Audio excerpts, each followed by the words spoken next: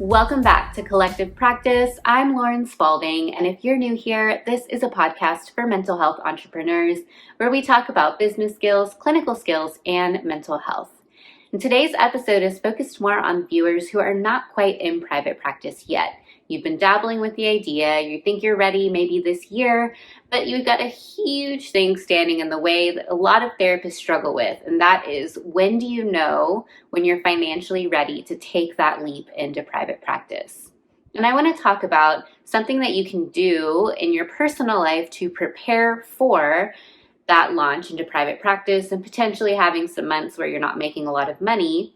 And I want to talk about the financial aspects of private practice that you should be considering and potentially saving up for. So let's start with the first thing. What should you be focusing on in your personal life to prepare yourself for launching into a private practice? And that's going to be budgeting. If you do not have a personal budget set up, you don't have an idea of how much money you actually need in your personal life to survive those first few months where you are building up your clientele. So you want to take a moment and set up a personal budget for yourself that you can start checking in on daily. You might decide to do that in an Excel sheet or even just tracking it on your phone. However, I personally recommend investing in a software so that you have some of that automation. It can take out a lot of the time and effort it takes into building a budget because all of that automation is going to help do it for you. I personally use You Need a Budget, but there are lots of different platforms out there that are helpful for this reason. When you set up your personal budget, what I recommend you do is first just track your spending. Just notice day to day what bills are coming out, where you spend your money, and how much you're spending on these various categories. After you've tracked your spending for a little while, I recommend you then kind of notice what categories you need for your personal budget. You're going to have categories like all your different bills, dining out, fun money, maybe clothing. If you have pets, you're going to have a pet category. If you have children, you're going to have a children category. Once you've got that sense, you then want to set up whatever budgeting platform you're using and have those different categories written out. And now you're going to start tracking within that. So you're kind of fine-tuning how you're tracking, you're putting it into these different categories so that you can get a really good sense of how you're using your money. Now, one thing that you might realize is that you're living outside of your financial means. What it means to live outside of your financial means is that you do not have money left over in the month to put aside towards any type of nest egg. You're not able to save towards an emergency savings. You're not able to put money aside for retirement. You're not able to have nest eggs like buying a house, maternity leave, investments, all of these other financial goals that you want to be considering for your lifetime. If by tracking your expenses you realize that you are living outside of your means, see where you can cut back so that you can start living within your means, and determine how much per month you want to have left over so that you can start putting it aside into your savings account. For now, you are going to be setting up your emergency savings account. This is what you are going to access in those first few months of private practice if you need that money to pay your bills. The general rule of thumb is that you want about 3 months of income set aside in your savings account. Now, if you currently do have income coming in from where you're working, consider that number. Consider that to be the number that you want to build your savings up to there in order to get some wiggle room in terms of going into private practice. Now, you don't necessarily have to wait until you hit that 3-month goal, but I do recommend that you wait until you are consistently putting aside the amount of money you want to per month to reach that goal within 1 to 2 years. So let's say your goal is to put $6,000 into your emergency savings account by this time next year. You're going to be putting $500 a month into that per month.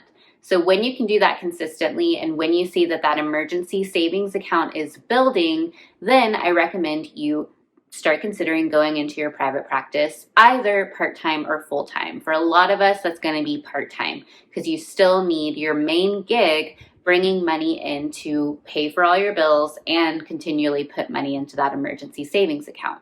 So now let's say you've gone into private practice and you're doing that part-time while maintaining your other gig to continue to pay for all the bills, to continue to put money into that nest egg.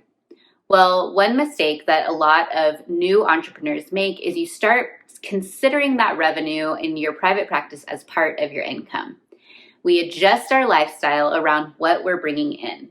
So you're going to start doing things like dining out more, investing in nicer things, going on a trip that you didn't take last year, et cetera, et cetera. If your goal is to get into private practice full time, you do not want to adjust to these dual income streams of your main gig that you're trying to leave and your private practice.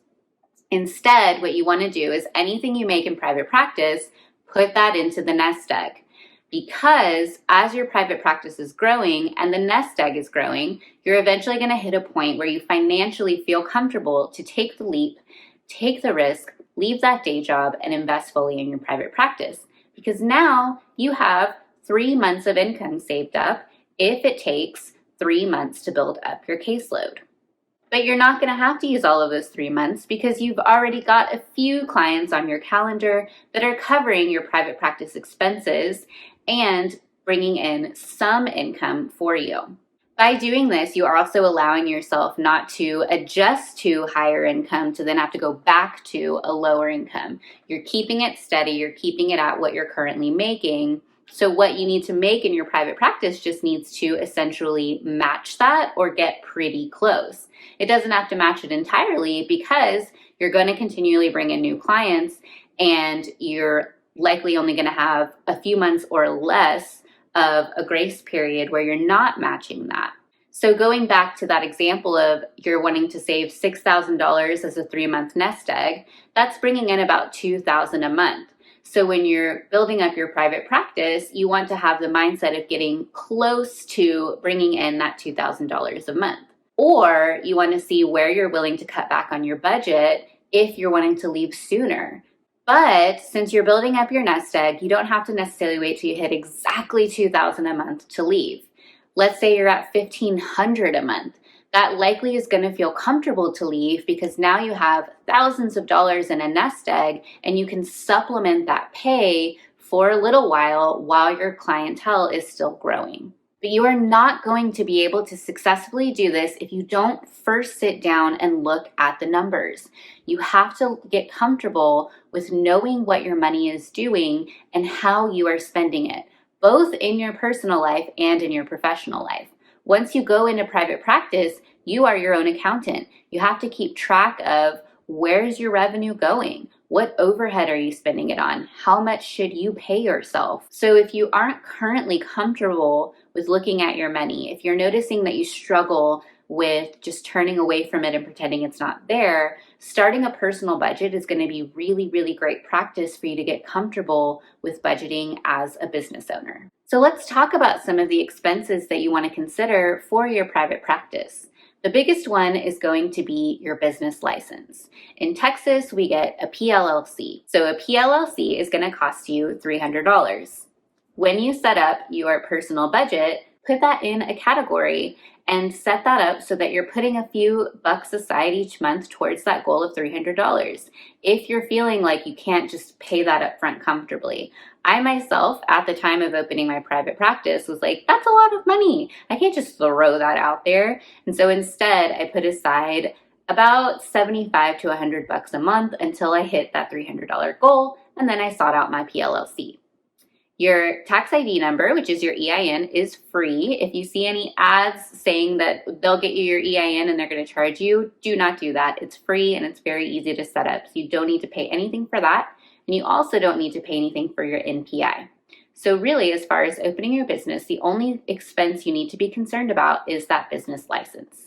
Now, as far as all of the resources you need for starting private practice, all of the equipment and supplies, you need to consider your EHR. So this is going to be your online platform that you use for billing, note-taking, scheduling, and maybe even telehealth. If you are not using one of those platforms and you're offering telehealth services, you're going to then have to consider investing in that. So something like Zoom, Doxy, so on. If you're not doing telehealth services, then you're going to have to look into an office. You're going to have to find an office, whether it's a space that you rent for yourself or that you share with other friends or colleagues who are going into private practice as well.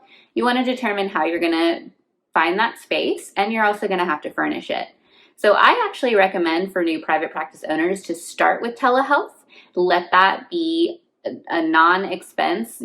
Offices are pretty expensive, so just remove that expense from going to private practice, at least for the first few months, and give yourself time to find an office and to feel confident that you can pay the bill without stressing out or without not paying yourself.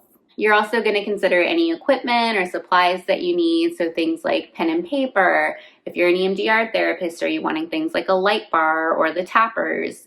You're going to want to consider how you're note-taking. If you're doing paper notes, you're probably going to want to invest in a printer, or maybe you just want to invest in a printer in general, because even if you're not doing paper notes, you may need to print things from time to time. So considering all of those little supplies that you feel like you need. Editing Lauren here. I wanted to add that if you do not go with an EHR, you will also have to decide on which billing software you want to use to charge your clients who want to pay with a credit card or a debit card. A few things that you're already paying for, but you are going to have to consider paying for again in the future, is your liability insurance and, of course, renewing your licenses. So don't forget to factor those into your private practice budget, because you've likely just been paying them as they come and not really thinking about it. But you do want to consider that in your business budget. And then, of course, you want to consider directories to be on. That's going to be the quickest way to get people on your calendar, because the majority of people search online for their therapist now. And investing in directories is going to get you a better, quicker payout than necessarily investing in a website. Some other things that you're going to consider in the future for your private practice would be making sure you're putting money aside for time off. You're going to be taking time off. That's inevitable. Even if you never take a vacation, there are going to be days where you're out sick. So you want to be making sure that that is added to your budget in the future. You also want to consider investing in a HIPAA compliant email, something that is more secure than just your everyday Gmail. You don't necessarily have to set that up right away, especially if you have really good email boundaries, but that is something you want to do ASAP.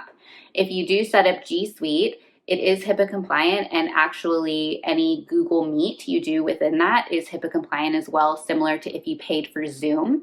So that could be a 2-in-1 if you want to invest in G Suite rather than, say, Zoom and then using a free Gmail account. And then there are little expenses that are part of our job but should be considered for your private practice budget. You're going to have to do continuing ed every year, so factoring that in.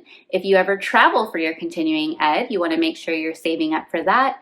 And any networking, so meeting someone for coffee, getting dinner with someone, you want to consider that in your budget as well. All of these are business expenses and should be handled in your separate business account once you do open your private practice. You also want to be sure to invest in consultation, because as you are in private practice, it is a bit more isolating, and you want to be a lot more mindful of how you are investing your time and making sure that you are practicing ethically, that you are getting better at your therapy model, and that you are maintaining connections for even your own mental health. And then down the line, I also recommend you invest in an accountant and bookkeeping. Having somebody who's taking over that for you is going to be really helpful with you growing your business, but that might not be something you invest in right away. So I hope you find this helpful as you are navigating when to determine when you're financially ready to start your private practice. If this is still feeling unclear, don't worry, I have more resources to support you